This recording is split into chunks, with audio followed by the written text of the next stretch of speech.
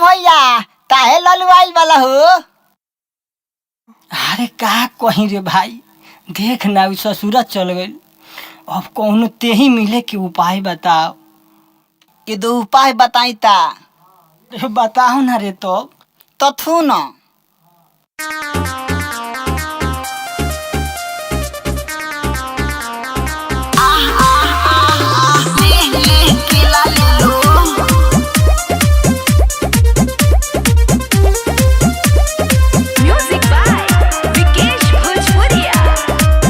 presented by WR आइलो बानी ससुरा में तहारा, निकल ना घर से बाहरा।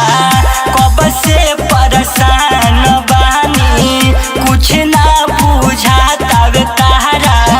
हमारा से मिले खातिर आ जाना कसहूं अकेला। केला ले लो केला। अरे हट ना रे, जाके ठेला ले लो ना केला, ले लो ना केला। ले लो ना केला, लेके आइल बानी ठेला। mixed by Ramanand Sagar। रे बोल जितवा, हम उपाय कर ना रे। आले लुपा भैया हम तलाई तोलतानी। निकलो भौजी घर से बाहरवा हो।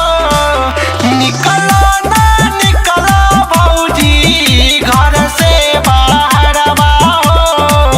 मिले खातिर आइल तोहार गाँव के लाभरवा हो। मिले खातिर आइल तोहार।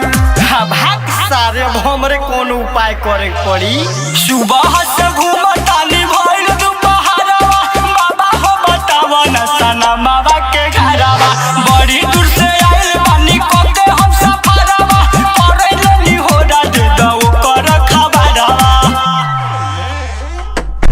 अरे रे भाई, अरे लागता यहाँ कोई ले अब ठेला संभाल, हम एकरा के संभालतानी।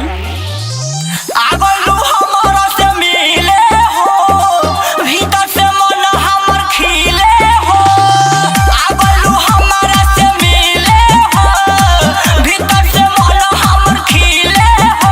तनी चल ना अकेले देखियावा ना तुझे ना।